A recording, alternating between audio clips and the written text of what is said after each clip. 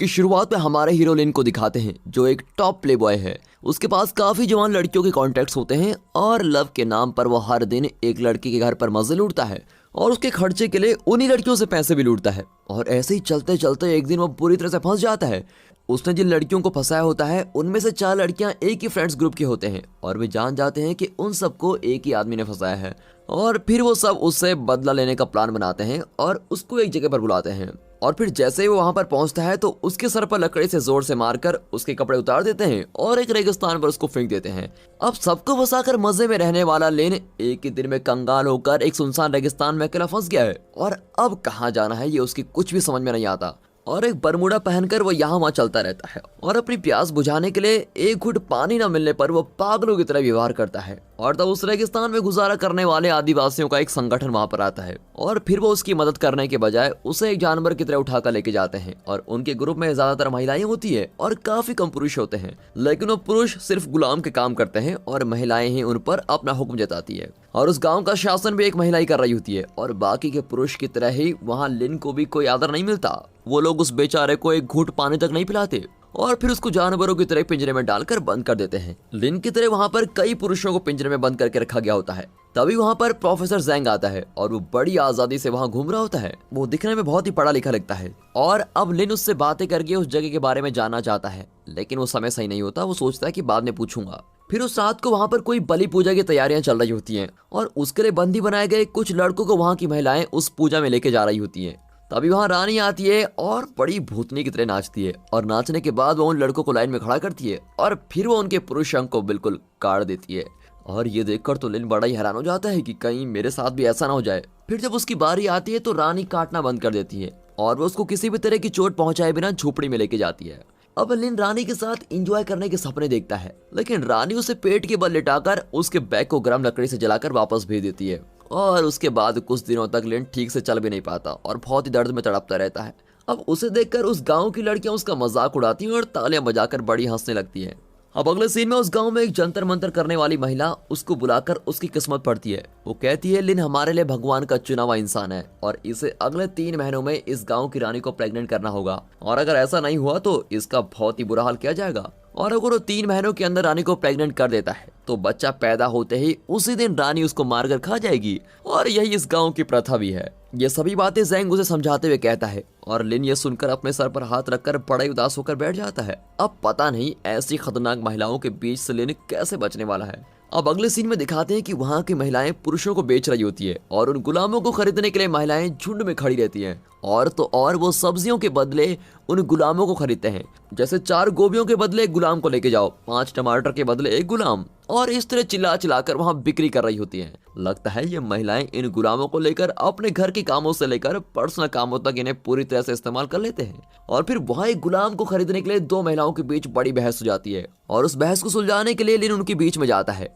और ये वहाँ की मुखिया को पसंद नहीं आता। अब उसको डांटते हुए कहती है कि तुम अपने काम से काम रखो, बीच में मत आओ, तुम गुलाम हो तो गुलाम बनकर ही रहो, और बड़ा ही बदनाम करके उसको भेज देती है। अब यहाँ लिन उदास होकर बैठा रहता है। तब जैंग उसे अपना फ्लैशबैक बताता है।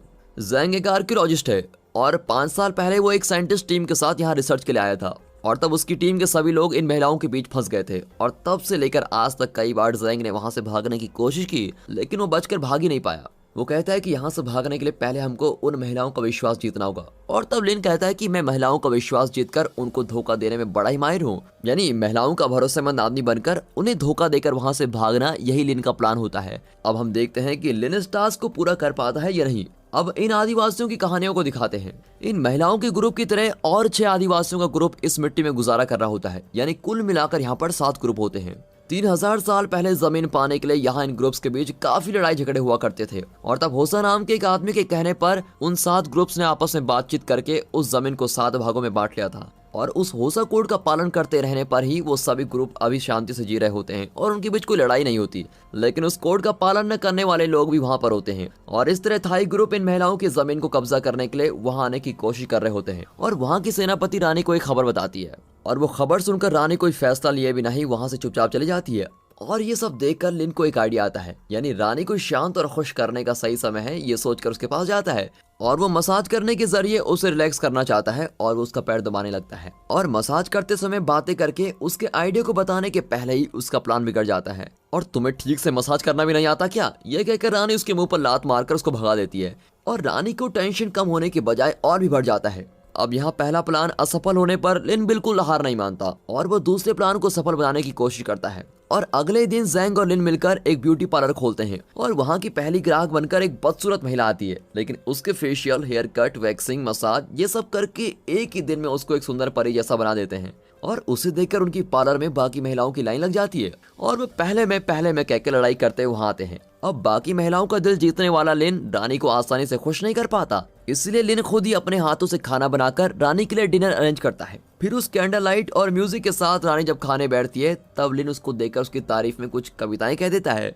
और फिर वो उसको एक एंगेजमेंट रिंग देकर प्रपोज करता है। लेकिन ये सब देखकर रानी उसे कहती है कि तुम्हारे कहे हुए लव शब्द का मतलब तो मैं जानती नहीं हूँ और तुम ये कभी मत भूलो कि तुम मेरे लिए हमेशा एक गुलाम हो। और तभी उस समय बाहर किसी के चीखने चिल्लाने की आवाज सुनाई देती है और फिर पता चलता है कि उस गांव की छोटी लड़की कुएं में गिर गई है और वहाँ के लोग उसको ऊपर लेके आते हैं, लेकिन उसकी सांसें थम गई होती हैं और उसे देखते ही लिन उसकी फर्स्ट एड करने लग जाता है और उसको बचा लेता है। और उसके इस काम से रानी बहुत ही ज्यादा इंप्रेस हो जाती है और रोज जमीन पर सोने वाले लिन को उस रात रानी का पास वाले बिस्तर पर सोने को कहती है। और अब उस छोटी लड़की की जान बचाने से उस गांव के लोग उसे माला पहनाकर उसका सम्मान करते हैं और उस समय थाई ग्रुप के उस गांव में आने का डर बढ़ जाता है। और अब रानी कहती है कि वो ग्रुप जिस जगह पर रहते हैं वहाँ क्या चल रहा है इस बात का पता लगाना होगा। और उसी दिन जैंग और लिन ने वहाँ से भागकर एस्केप होने का प्लान बनाया होता है और उसी समय वहाँ कई सालों से गुलामी करने वाला एक बूढ़ा आदमी पीने के पानी वाले कुएं में जहर मिला देता है और कोई इसको देखता भी नहीं। फिर अगले दिन रानी घोड़े पर सवार होकर बॉर्डर के पास जाती है और तब थाई ग्रुप उस पर हमला कर देता है और लड़ाई के लिए तैयार न होने से रानी और उसकी सेना पीछे हट जाती है और उस समय रानी को बहुत चोट आ जाती है और उसकी वीरांगनाएं अलग अलग दिशाओं में भाग जाती हैं।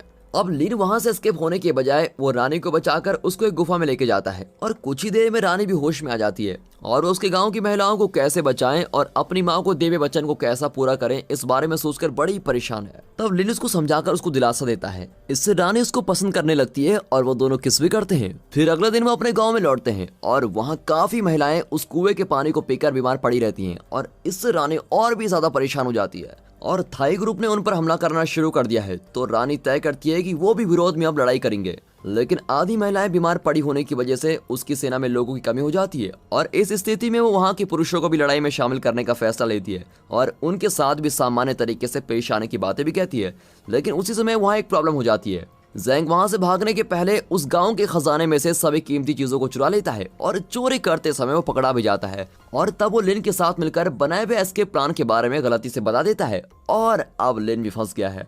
और ये सुनकर रानी को बहुत ही गुस्सा आता है और वो लिन और जैंग को उस गाँव को छोड़कर जाने को कहती है। वो कहती है कि यहाँ रहोगे तो मैं तुमको मार डालूंगी और मैं तुमको मारना भी नहीं चाहती, इसलिए यहाँ से भाग जाओ। और जैंग बहुत ही खुश होता है कि वाह, ये तो हमें खुद ही जाने को बोल रही है। लेकिन लिन रानी को इस स्थिति में छोड़कर वहां से नहीं जाना चाहता और उन दोनों के निकलते ही थाई ग्रुप के लोग उस गांव के अंदर आ जाते हैं। अब ये लोग जंगली राक्षसों जैसे दिखते हैं और उस गांव की बीमार लड़कियों को उठा के ले जाते हैं और उन्हें टॉर्चर करके उन पर हमला करते हैं।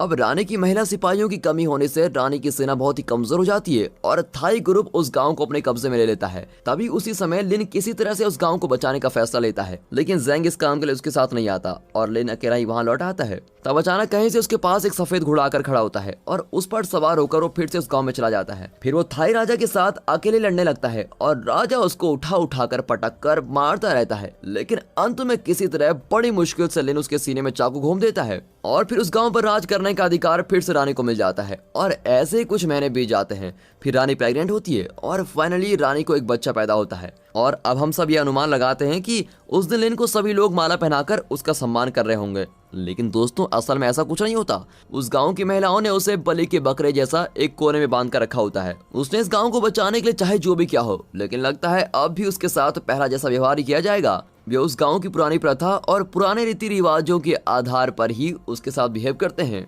और वहाँ बच्चा जिस पुरुष का होता है उस इंसान को मारकर पकाकर उस बच्चे की माँ खाती है और यही इस गांव का रिवाज है। बताओ कैसा रिवाज है। तो अब देखना है कि लिन को वो करी बनाकर खाती है या फिर उसके गले में फूल की मालाएं और सर पर मुकुट पहनाकर उसे उस गांव का राजा बनाती हैं। लेकिन इसके आगे कुछ बताए भी नहीं। इसी के साथ दोस्तों ये मूवी यहाँ पर खत्म हो जाती है। अब यहाँ पर आखिरी सीन तो किसी को नहीं पता, लेकिन आप लोगों को क्या लगता है, क्या वो उसको पकाकर खाएगी या फिर उसको अपना पति मानकर राजा बना देगी? अपने ओपिनियन कमेंट्स में जरूर दें। और अगर वीडियो अच्छी लगी हो तो वीडियो को एक लाइक और चैनल को सब्सक्राइब अभी कर दें। And finally thanks for watching.